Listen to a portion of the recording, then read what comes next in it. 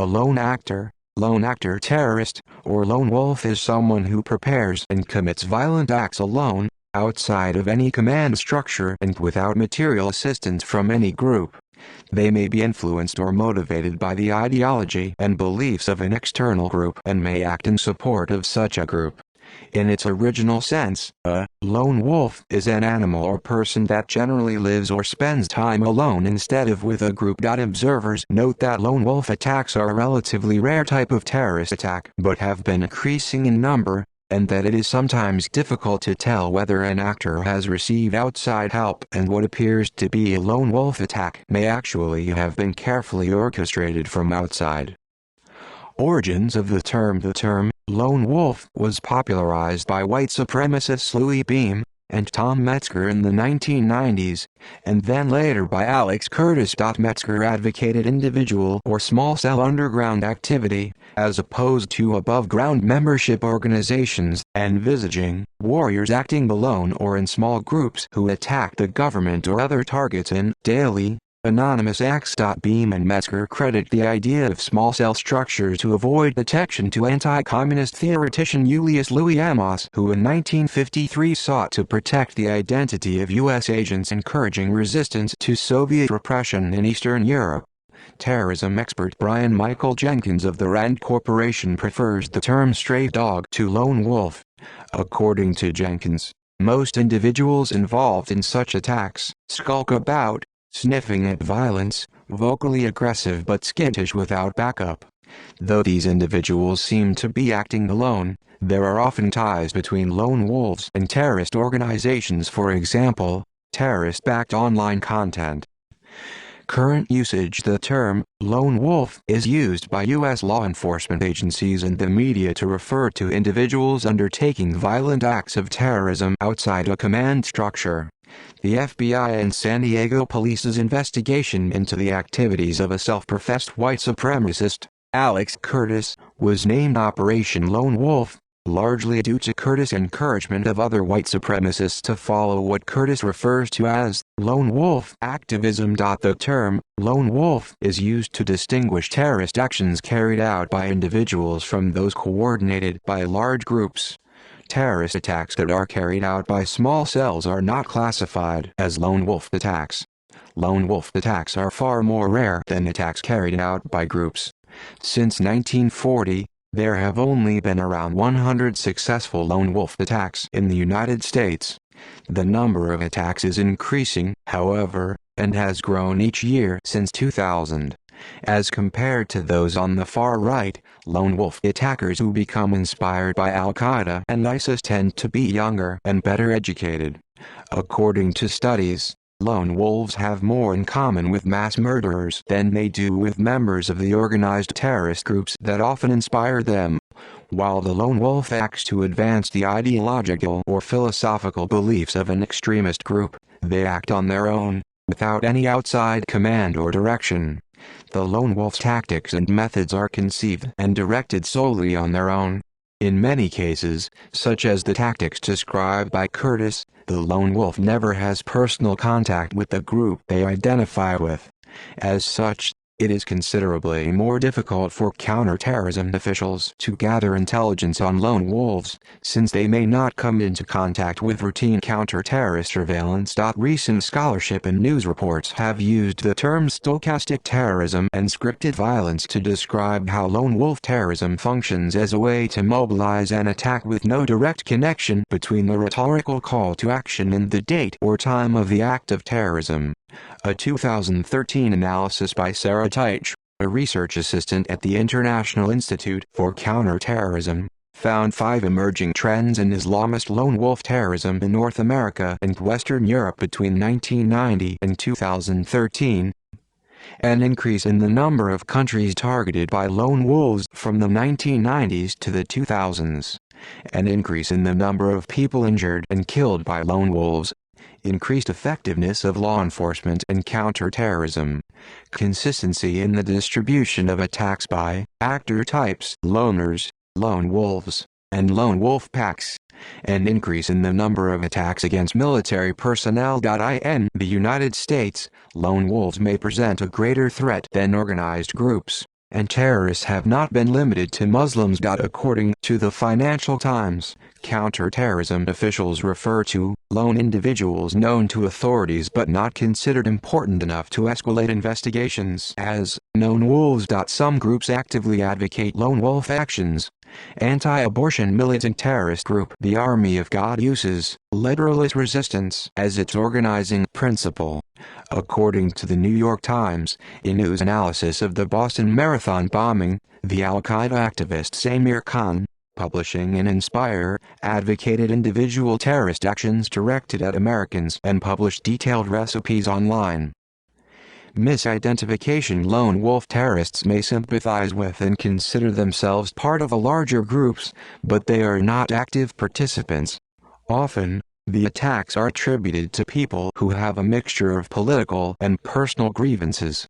However, lone wolf terrorists have no actual affiliation to the group that claims them, but instead become radicalized online and through external media outlets. There have been cases of terrorist attacks initially claimed by authorities and reporters to have been lone wolf attacks inspired by ISIS or its ideology, which were later found to have been directed remotely by ISIL. Thus they were technically not lone wolves. Mental health factors. Compared to the general population, lone wolf terrorists are significantly more likely to have been diagnosed with a mental illness, although it is not an accurate profiler. Studies have found that roughly a third of lone wolf terrorists have been diagnosed at some point in their life with a mental illness. This puts lone wolves as being 13.5 times more likely to suffer from a mental illness than a member of an organized terrorist group, such as al-Qaeda or ISIS. Environmental factors such as relationships with those belonging to a terrorist group, social isolation, and various stressors mediate the relationship between mental illness and lone wolf terrorism. Mental health challenges are thought to make some individuals among the many who suffer from certain psychological disturbances vulnerable to being inspired by extremist ideologies to commit acts of lone wolf terrorism. An alternative explanation is that terrorist groups reject those with mental illnesses as they pose a security risk, creating a selection bias. Forms of indirect incitement. The terms narratives of insecurity, scripted violence, and stochastic terrorism are linked in an indirect chain cause-effect relationship. Public use of narratives of insecurity can prompt the rhetoric of scripted violence, which can result in an act of stochastic terrorism. Narratives of insecurity. Mass violence is not the product of religion or culture. It is born of narratives of insecurity, writes Professor Abdulwahab Al-Afendi. It is the effect of narrative framing that holds the key to understanding instances of mass violence. He has collected a set of essays in the book Genocidal Nightmares, Narratives of Insecurity and the Logic of Mass Atrocities, responding to a question about a series of mass shootings in the United States that involved two young men who carried out the mass shootings on August 3, 2019 in El Paso, Texas and August 4, 2019 in Dayton, Ohio. Abdulwahab Al-Afendi said these perpetrators of violence were acting in a different movie from the one we are all watching.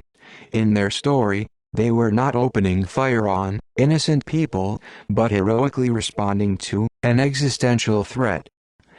Scripted violence. The phrase, scripted violence, has been used in social science since at least 2002. Author David Nywart, who wrote the book Alt America, told Salon interviewer Chauncey De Vega, "Scripted violence is where a person who has a national platform describes the kind of violence that they want to be carried out.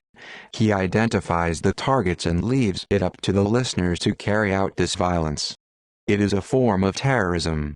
It is an act and a social phenomenon where there is an agreement to inflict massive violence on a whole segment of society. Again, this violence is led by people in high-profile positions in the media and the government. They're the ones who do the scripting, and it is ordinary people who carry it out. Think of it like Charles Manson and his followers. Manson wrote the script. He didn't commit any of those murders. He just had his followers carry them out." Stochastic terrorism. The first mention of the term, stochastic terrorism, appears to be in a 2002 article written by Gordon Wu entitled, Quantitative Terrorism Risk Assessment in the Journal of Risk Finance.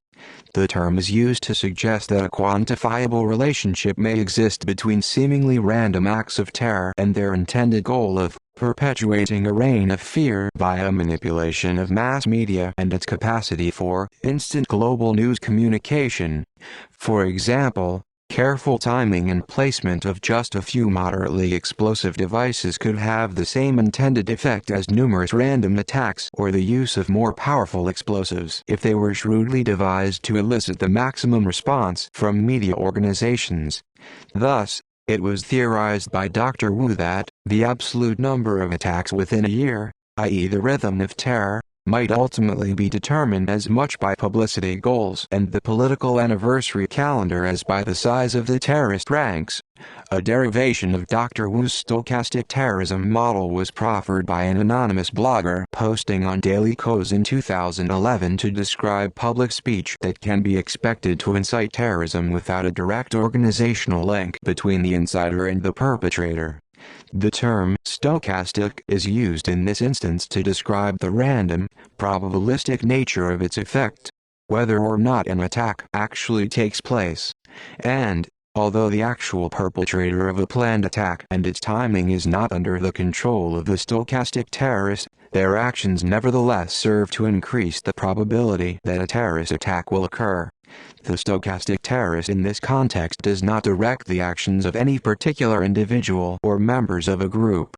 Rather, the stochastic terrorist gives voice to a specific ideology via mass media with the aim of optimizing its dissemination. It is by dint of this ideology that the stochastic terrorist is alleged to randomly incite individuals predisposed to acts of violence. And it is because the stochastic terrorist does not target and incite individual perpetrators of terror with their message that the perpetrator may be labeled a lone wolf by law enforcement while the inciter avoids legal culpability. The term has mostly been applied to domestic American incidents of violence. In their 2017 book Age of Lone Wolf Terrorism, criminologist Mark S. Ham and sociologist Ramon Spaege discuss stochastic terrorism as a form of indirect enabling of terrorists. They write that stochastic terrorism is the method of international recruitment used by ISIS, and they refer to Anwar al-Awlaki and Alex Jones as stochastic terrorists. Ham and Spaege discuss two instances of violence. In the 2010 Oakland freeway shootout, Byron Williams was said to be en route to offices of the American Civil Liberties Union and the Tides Foundation, planning to commit mass murder, indirectly enabled by the conspiracy theories of Glenn Beck and Alex Jones.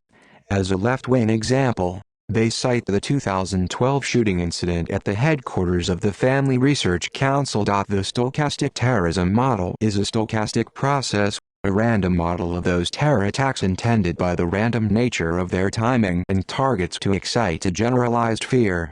Nonetheless, lone wolf terrorists are indirectly enabled by the conspiracy theories circulated in the mass media, especially by high-status political or religious leaders. See also References.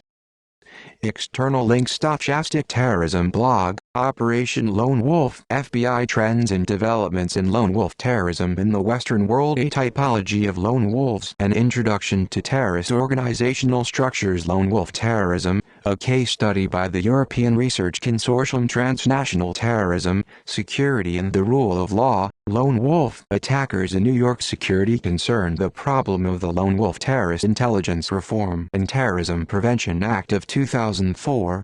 Lone Wolf Amendment to the Foreign Intelligence Surveillance Act.